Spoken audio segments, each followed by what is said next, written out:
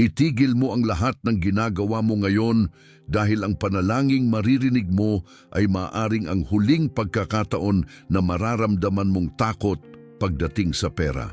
Walang aksidente sa plano ng langit. Kung narito ka ngayon, may dahilan. Ang panalangin ito ay dinala sa iyo hindi upang madagdagan ang iyong pag-aalala, kundi upang baguhin ang buong direksyon ng iyong buhay, pinansyal. Ramdam mo ba? Iyan ang Espiritu Santo na kumakatok sa puso mo, humihiling sa iyo na huwag mo itong baliwalain.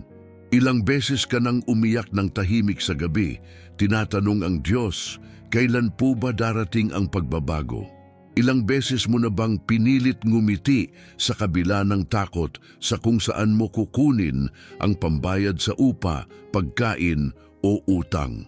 Hindi mo na kailangang magpanggap. Ang panalangin ito ay para sa iyo, hindi para sa marami, hindi para sa lahat, para sa iyo, para sa kaluluwang napagod ng umasa pero hindi pa sumusuko.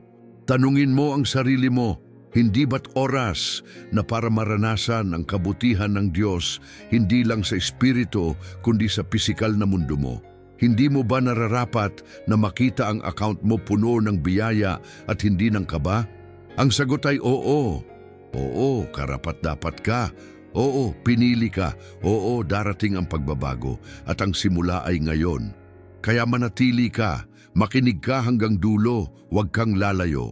Sapagkat ang mga susunod mong maririnig ay hindi lamang mga salita, kundi mga susi na bubukas sa pintuan ng kayamanan, kapayapaan at himalang hindi mo pa kailanman naranasan. Huminga ka ng malalim, buksan mo ang puso mo at hayaang ang langit ay kumilos. Baka wala ni isa sa mga tao sa paligid mo ang nakakaalam kung gaano kabigat ang pasanin mo. Baka palagi kang nakangiti sa labas pero wasak ka na sa loob. Tahimik mong tinitiis ang takot na baka hindi mo kayanin ang susunod na buwan o kahit ang susunod na araw. Ilang beses mo na bang sinabing, ayos lang ako, kahit gustong-gusto mo nang sumigaw ng tulong? Ilang gabi mo na bang iniiyak ang mga hindi mo masabi kahit kanino? Ang totoo, hindi ka mahina. Pagod ka lang. Pagod sa paulit-ulit na siklo ng kakulangan, utang, pagkabigo at pagkabahala. Pagod sa pagiging malakas para sa lahat habang unti-unting nauubos sa sarili. Pero ngayong sandali na ito, gusto kong maramdaman mong hindi ka nag-iisa. Hindi aksidente ang pagkakarating mo rito. Ang mensaheng ito ay hindi para sa maraming tao. Ito ay para sa iyo. Sa'yo na pilit lumalaban araw-araw kahit walang nakakakita. Sa'yo na tumatawag sa Diyos kahit parang walang sagot. Sa'yo na kahit sugatan umaasa pa rin. Ilang beses mo na bang tinanong ang langit, Panginoon, kailan mo po ako tutulungan? Ilang beses mo nang pinangarap ang buhay na hindi palaging kapos.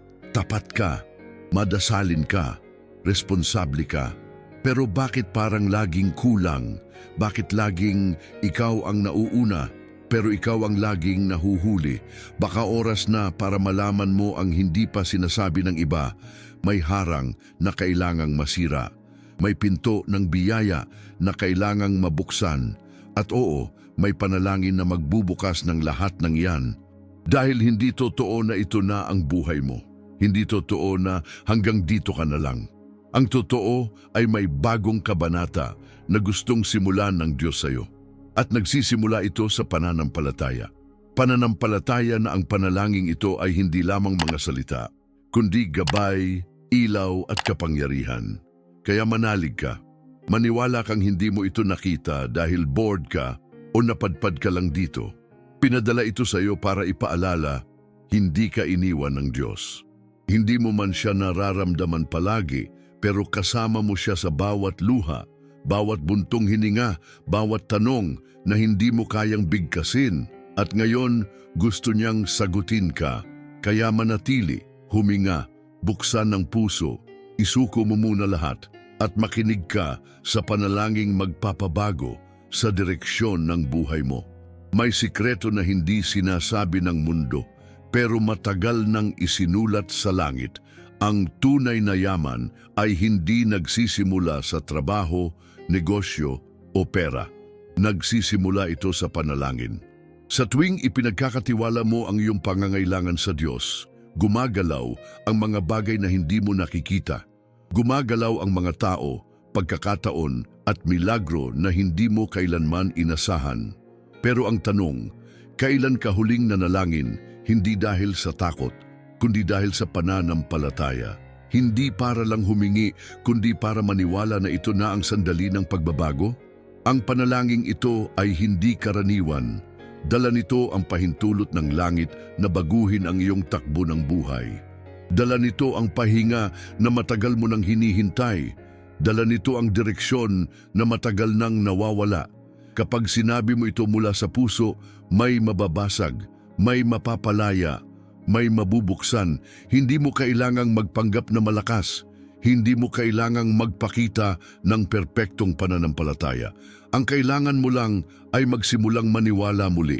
Maniwala na ang Diyos ay hindi bulag sa luha mo.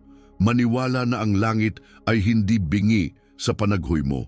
Maniwala na ang panalangin ito ay makapangyarihan dahil ang Diyos na sumasagot dito ay totoo.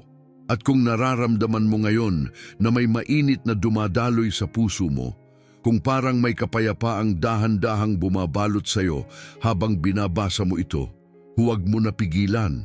Huwag mong i-repress. I-comment mo ngayon ang salitang Amen bilang tanda ng iyong pananampalataya. Oo, ngayon na. Huwag bukas. Huwag mamaya. Sapagkat ang bawat salita mo ng pananampalataya ay parang binhing itinatanim sa lupa ng langit. At sa takdang panahon, ito ay mamumunga. Kaya bago tayo magpatuloy, isulat mo ito. Amen. At hayaang ang bawat letra niyan ay maging paanyaya para sa Diyos na pumasok sa iyong sitwasyong pinansyal. Hindi mo kailangang maintindihan lahat. Kailangan mo lang maniwala na may higit pa sa kung anong nakikita mo. At darating na iyon, sa susunod na bahagi, sabay tayong mananalangin. Isa-isa nating babanggitin sa harap ng Diyos ang mga sakit, kakulangan, utang at takot na matagal mo nang itinatago. At doon, sa gitna ng katahimikan, maririnig mo ang kasagutan. Dahil sa panalangin ito, hindi ka naaalis na katulad ng dati. Maghanda ka, sapagkat magsisimula na ang pagbabago. Ama naming Diyos na nasa langit, sa sandaling ito, lumalapit po kami sa inyong banal na presensya ng may buong kababaang loob at pananampalataya. Hindi po kami lumalapit bilang mga taong perpekto o karapat-dapat, kundi bilang mga anak mong uhaw sa biyaya at pagbabago. Alam naming hindi mo kami kailanman tinalikuran at sa kabila ng lahat ng aming pagkukulang, narito ka, handa kaming tanggapin, yakapin at bigyang pag-asa. Kaya ngayon, Ama, isinusuko namin ang lahat, ang aming takot, ang aming pagkabahala, ang aming pagod sa walang katapusang siklo ng kakulangan at utang. Isinusuko po namin ang aming mga iniiyakan sa gabi, ang mga pangarap naming halos nakalimutan na, at ang paniniwalang minsan ay nawala sa amin. Isinusuko po namin ang aming puso. Panginoon, ngayon po, hinihiling namin ang isang himalang magpapabago sa aming pinansyal na katotohanan. Alam naming Ikaw ang Diyos ng kasaganaan, hindi ng kakulangan.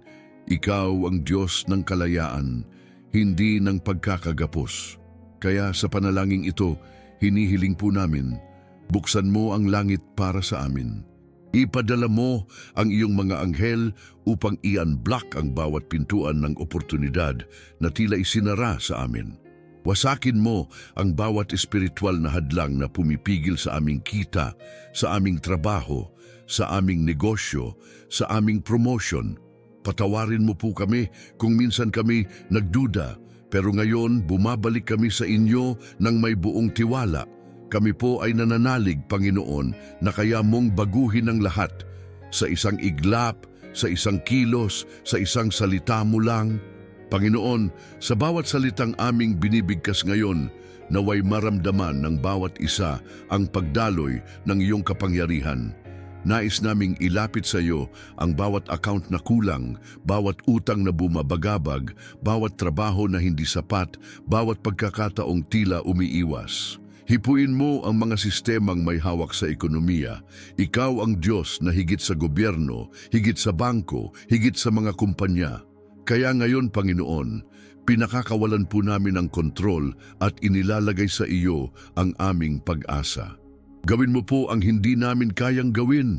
Gawin mo po ang imposible. Gawin mo po ang milagro. At sa sandaling ito, Panginoon, ipinapahayag po namin ang mga salitang ito ng may buong pananalig. Ako ay pinagpala, ako ay nilikha para sa kasaganaan. Hindi ako isinilang upang magdusa sa kakulangan. Ang Diyos ko ay Diyos ng yaman, hindi ng kahirapan. Inuulit po namin ito ngayon, bawat isa, buo ang loob, buong paniniwala. Sabihin mo ito ngayon, kapatid, kahit pabulong, kahit may luha sa mata mo, ako ay pinagpala, ako ay nilikha para sa kasaganaan. Hindi ako isinilang upang magdusa sa kakulangan. Ang Diyos ko ay Diyos ng yaman, hindi ng kahirapan. At sa bawat pagulit, hayaan mong pumasok ang liwanag, hayaan mong lumaya ang puso mo, hayaan mong tanggapin ang biyaya. Dahil oo, may biyayang dumarating. Oo, may perang paparating. Oo, may milagro sa pinto ng tahanan mo ngayon. At ngayon, Panginoon, hinihiling po namin ang bukas na langit sa bawat pamilya na nangangailangan. Iangat mo ang mga ama at ina na nagsasakripisyo araw-araw para sa kanilang mga anak. Bigyan mo sila ng kabuhayan na hindi lang sapat kundi sagana. Hipuin mo ang mga negosyo na halos magsara na. Ipadala mo ang tamang kliyente, ang tamang kontrata, ang tamang tawag. Hipuin mo ang mga trabahador na pagod pero patuloy na bumabangon araw-araw. Bigyan mo sila ng promosyon, ng dagdag sahod, ng paggalang na nararapat sa kanila. Hipuin mo ang mga estudyanteng hindi alam kung saan kukuha ng pambayad sa matrikula. Hipuin mo ang mga matatanda na iniwan ng panahon, walang sapat na ipon. Hipuin mo ang lahat ng nakakaramdam ng kahihiyan dahil sa kakulangan. Bigyan mo sila ng dignidad, ng panibagong simula ng liwanag.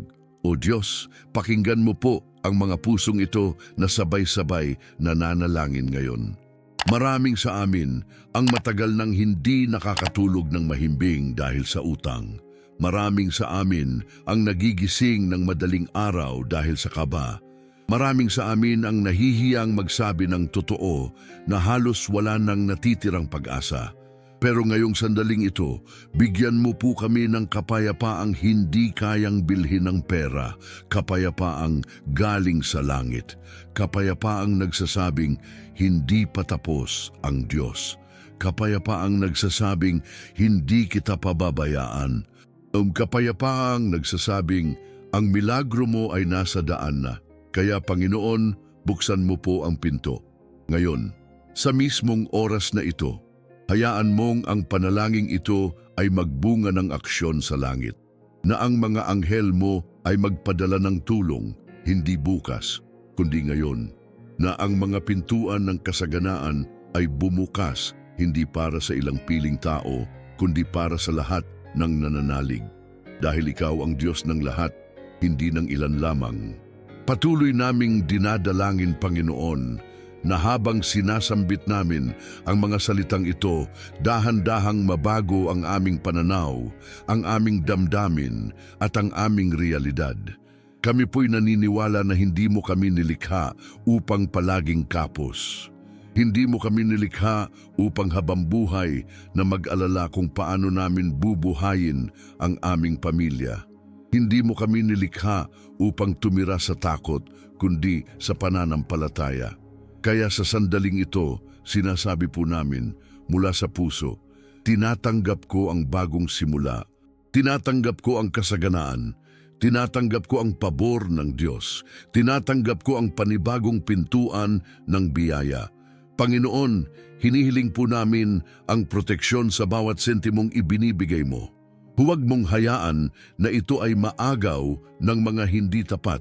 Huwag mong hayaang maubos ito sa sakit, sa aksidente, sa mga bagay na hindi namin kayang kontrolin. Turuan mo kaming maging mabuting katiwala.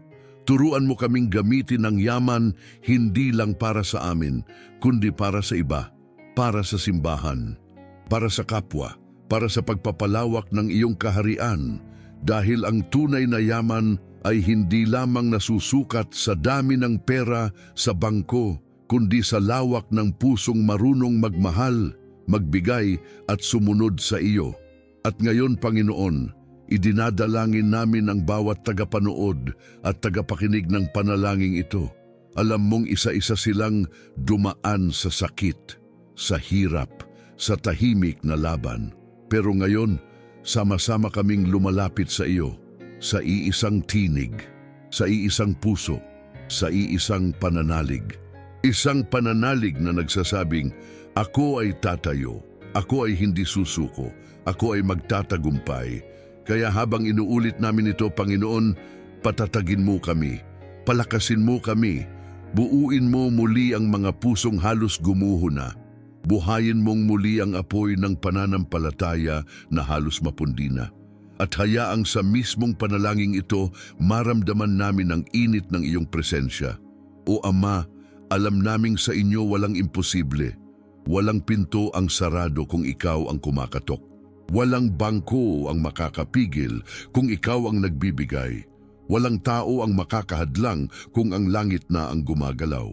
Kaya itinatakda po namin ngayon sa ngalan ni Jesus, ang mga hadlang ay guguho, ang mga utang ay mababayaran, ang pera ay darating, ang tulong ay hindi na maaantala, ang promosyon ay lalabas, ang proyekto ay papasa, ang trabaho ay tatawag, ang negosyo ay lalago, ang bangko ay maglalabas, ang katawan ay gagaling, ang pinto ay magbubukas, at ang kaluluwa ay magpapahinga. Kung nararamdaman mo ngayon na may gumagalaw sa paligid mo, kapatid, huwag mong pigilan. Yan ang Espiritu ng Diyos. Umaagos, kumakapit, gumagabay. Binabago ang paligid mo kahit hindi mo pa ito nakikita. Maniwala kang may darating. Maniwala kang hindi na mauulit ang parehong pagkukulang. Maniwala kang pinutol na ng Diyos ang siklo ng kakulangan sa buhay mo. At ngayon, habang patuloy tayong nananalangin, sabihin mo ito, Panginoon, tinatanggap ko ang aking himala. Hindi ko na ito ibinabalik. Hindi ko na ito dudulutan ng takot. Hindi ko na ito susukuan. Tinatanggap ko ito ngayon. At habang sinasabi mo ang mga salitang ito, isipin mo ang account mo na puno. Isipin mong binabayaran mo ang lahat ng utang nang walang kaba. Isipin mong may hawak kang tseke o notification mula sa bangko. Isipin mong may darating na email o tawag at ito ang sagot sa panalangin mo. Isipin mong may taong lalapit, hindi para humingi, kundi para magbigay. Isipin mong ginigising ka hindi para mag-alala, kundi para pasalamatan ng Diyos sa kabutihan niya. Sapagkat ito, kapatid, ay hindi katang-isip.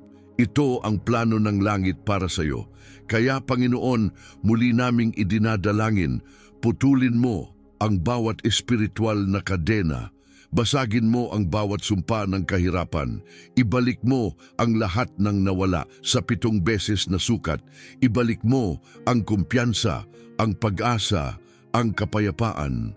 At itanim mo po sa puso ng bawat isa ang kasiguruhan na may bago kang simula para sa amin. At hindi lang ito mangyayari sa hinaharap, nangyayari na ito ngayon.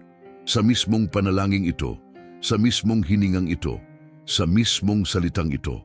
Kaya sinasabi namin ngayon, mula sa puso, salamat Panginoon. Salamat sa biyaya, salamat sa himala, salamat sa bagong buhay. At sa gitna ng panalangin ito, Panginoon, idinadalangin din po namin ang kalayaan, kalayaan mula sa takot, mula sa kahihiyan, mula sa pag-aalinlangan. Marami sa amin ang natutong mabuhay na laging kapos, laging nagtitipid, laging nag-aalala. Pero ikaw, O Diyos, ay Diyos ng kasaganahan, hindi ng kakulangan. Kaya ngayon, binubuksan namin ang puso namin sa bagong mentalidad, mentalidad ng anak, hindi alipin. Mentalidad ng pinagpala, hindi ng talunan.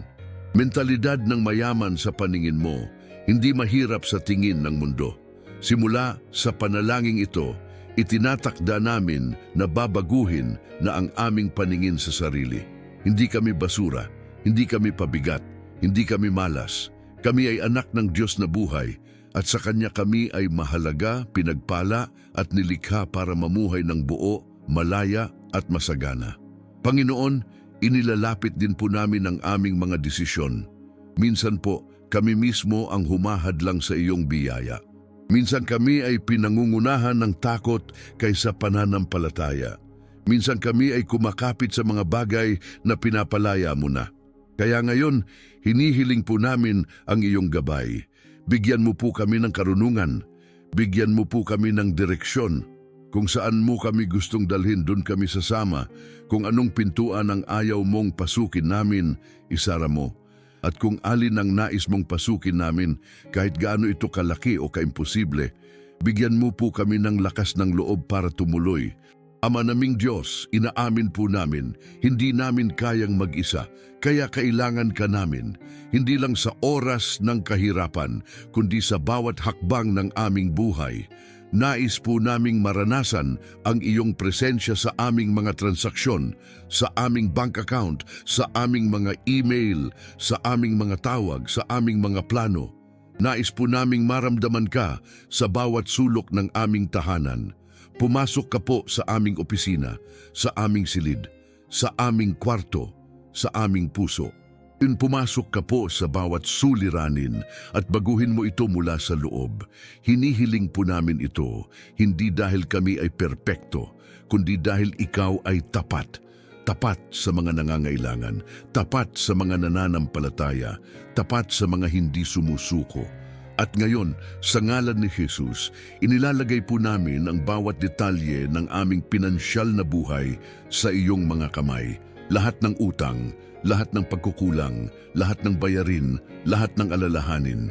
Pati ang aming mga kahilingan, ang aming mga pangarap, ang aming mga layunin, lahat ay inyong sa iyo na. At habang inilalapit namin ito, naglalakad din kami patungo sa bagong panahon. Panahon ng kasaganaan, panahon ng kaginhawaan, panahon ng milagro, panahon ng tagumpay. Sabihin mo ngayon kapatid, tinatanggap ko ang panahon ng tagumpay. Hindi ko na hahayaang agawin ito ng takot. Hindi ko na ito papatayin sa pag-aalinlangan. Tinatanggap ko ito ngayon.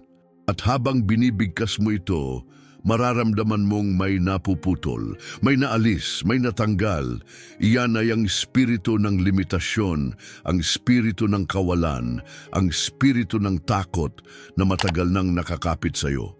Hindi mo na ito kailangan, hindi ka na alipin nito, pinalaya ka na, pinakawalan ka na, at ang mga susunod mong hakbang ay pupuno ng pananampalataya, hindi ng kaba. Kaya Panginoon, salamat. Salamat po sa presensya mo. Salamat po sa pakikinig sa aming panalangin.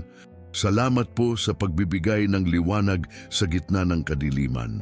Salamat sa pagsagot ng hindi ayon sa oras ng mundo, kundi ayon sa oras ng langit. Salamat sa pagtuturo sa amin na hindi kami kailanman nag-iisa. Salamat sa pagpapakita na kahit isang panalangin lang ang kailangan, isang panalangin mula sa puso, at kaya mong baguhin ang lahat. Ngayon, Panginoon, kami po'y aalis mula sa panalangin ito na may kapayapaan, may bagong pananampalataya at may tiyak na pag-asa. Hindi na kami babalik sa dati. Hindi na kami mananatili sa takot, hindi na kami titigil sa pananalig. Kami ngayon ay lalakad bilang anak ng Diyos, matatag, masagana at malaya sa ngalan ni Jesus. Amen, Amen, Amen. Sa mismong sandaling ito, habang ang panalangin ay nananatili sa iyong puso at ang Espiritu ng Diyos ay patuloy na gumagalaw sa paligid mo, nais kong ulitin ito ng malinaw at buo. Ang iyong biyaya ay papalapit na. Hindi ito katang-isip, hindi ito ilusyon, hindi ito baka sakali lang. Ito ay totoo. Ito ay nakatakda, ito ay itinakda mismo ng langit para sa iyo. Marami kang tiniis, marami kang pinalagpas, marami kang isinuko, pero ngayon panahon mong tumanggap, panahon mong maniwala na may pabor sa pangalan mo, panahon mong makita na ang panalangin mo ay hindi na sayang. At oo kapatid, nararamdaman mo ba ang katahimikan sa puso mo ngayon? Iyan ang tanda, iyan ang kumpirmasyon, iyan ang patunay na ang Diyos ay sumasagot na. Ngayon, habang ang katahimikan ng langit ay bumabalot sa iyo, sabihin mo ito ng malakas o sa loob ng puso mo, Panginoon, tinatanggap ko na po ang sagot sa aking panalangin. Tinatanggap ko ang pabor. Tinatanggap ko ang yaman. Tinatanggap ko ang kaginhawaan. Tinatanggap ko ang tagumpay. At habang sinasabi mo ito, patuloy mong palayain ang sarili mo mula sa bigat ng kahapon. Palayain mo ang sarili mo sa takot ng kinabukasan. Dahil ngayon mismo, isang bagong yugto ang nagsisimula. Isang yugtong hindi pinangungunahan ng kaba kundi ng pananampalataya. Isang yugtong hindi kinokontrol ng kakulangan kundi ng kasaganaan. Isang yugtong hindi nililimita ng mundo kundi binubuksan ng langit. Kung talagang naramdaman mong ito ay para sa iyo at alam mong ito nga, gusto kitang hamunin sa pananampalataya. Hindi isang hamon ng duda kundi ng pananalig. Isulat mo ngayon sa mga komento, akin na ang tagumpay na ipinangako ng Diyos. Oo, ngayon mismo, isang simpleng deklarasyon, isang kilos ng pananalig, isang senyales sa langit na ikaw ay naniniwala na ito na ang simula ng himala mo. At habang ginagawa mo ito, hayaan mong ang buong kalangitan ay magdiwang para sa iyo. Hayaan mong ang mga anghel ay magsimulang kumilos sa iyong pabor. Hayaan mong maranasan mo ang kabutihang hindi mo pa kailanman naranasan. At kung nararamdaman mong may liwanag, may kapayapaan, may init na bumabalot sa iyo ngayon, iyan ay ang presensya ng Diyos na kumikilos sa iyo. Iyan ang kapangyarihang bumabasag sa mga hadlang, sa mga utang, sa mga pader ng limitasyon. Kaya ngayon kapatid, hawakan mo ang pananampalatayang ito at huwag mo na itong pakawalan. Hindi mo ito natanggap para bitawan. Hindi mo ito narinig para kalimutan. Narito ka para magbago. At ngayon, sa ngalan ni Jesus, masasabi mo ng buong pananalig, binago na ng Diyos ang aking buhay at hindi na ito babalik sa dati. Kapatid, bago matapos ang panalangin ito, gusto ko lang ulit-ulitin ng buong puso at kaluluwa. Hindi mo ito napanood ng aksidente. Hindi mo ito pinili dahil bored ka. Pinili ka ng Diyos para makarinig ng mensaheng ito. Hindi ito ang katapusan ng panalangin mo. Ito ang simula ng sagot. At mula sa araw na ito, mula sa mismong oras na ito, magsisimula ng gumalaw ang langit sa mga lugar ng buhay mo na tila matagal nang natutulog. Hindi mo ito kailangang intindihin lahat. Basta paniwalaan mong totoo, paniwalaan mong darating, paniwalaan mong hindi na ito may pagpapaliban dahil ang Diyos kapag kumilos, hindi kailanman huli, hindi kailanman kulang, hindi kailanman nagkakamali. At kung naramdaman mong tumama ito sa puso mo, kung naramdaman mong para talaga sa iyo ang panalangin ito, gusto kong sabihin mo ngayon sa mga komento, dumating na ang tagumpay ko at babalik pa ako bukas para tumanggap muli. Oo kapatid, balikan mo ito bukas. At sa bawat araw na lilipas, huwag mong hayaang lumamig ang apoy ng pananampalataya. Dahil ang panalangin ito ay simula lamang ng mas malalim na ugnayan mo sa Diyos. Sa Diyos na tapat, sa Diyos na nagbibigay, sa Diyos na hindi nakakalimot. Marami pang panalangin na naghihintay sa iyo. Marami pang salita ng langit na gustong iparating sa iyo. Kaya inaanyayahan kitang manatili sa daloy ng presensya niya. Huwag mong putulin ang koneksyon na nabuo ngayon. O pindutin mo ang subscribe, hindi bilang aksyon sa algorithm, kundi bilang isang aktong spiritual na nagsasabing, Panginoon, gusto ko pong marinig ka araw-araw. At iyon mo rin ang notification bell, hindi dahil ito ang uso, kundi dahil gusto mong marinig agad ang tinig ng Diyos. Kapag may bagong mensahe, siya para sa iyo. At habang inaantay mo ang susunod na panalangin, Nais kong irekomenda sa iyo ang panalangin natin kahapon. Isang panalangin para sa proteksyon at direksyon sa gitna ng kaguluhan. Kung hindi mo pa ito naririnig, hanapin mo sa ating channel. Sapagkat ang bawat panalangin ay may dalang piraso ng plano ng langit para sa iyo. At ang bawat piraso ay nagdadala ng kapayapaan, kalinawan at kapangyarihan. Huwag mong hayaan na matapos ang araw na ito na hindi mo na iparating sa Diyos ang pasasalamat mo. Isulat mo sa mga komento, "Salamat Panginoon sa bagong simula." At habang ginagawa mo iyon, huminga ka ng malalim, damhin mo ang liwanag, damhin mo ang bagong simula, damhin mo ang pagyakap ng Diyos na hindi kailanman bumitaw sa iyo. Ikaw ay mahalaga, ikaw ay pinagpala, ikaw ay pinili, at ang buhay mo ay babaguhin, hindi bukas, hindi sa susunod na buwan, kundi ngayon. Kaya ngayong tapos na ang panalangin ito, huwag kang aalis ng bitin, bitbitin mo ito sa puso mo, bitbitin mo ang presensya ng Diyos sa bawat ginagawa mo. Kapag nalaman mong may dumaan sa parehong pagsubok na dinaanan mo, ibahagi mo ang panalangin ito. Ipadala mo sa kanila ang link. Hindi para makakuha ng views, kundi para makakuha sila ng pag-asa. Dahil ang panalangin ito, kapatid, ay hindi lang panalangin. Ito ay liwanag at ikaw ay bahagi na ng pagdadala ng liwanag na yon.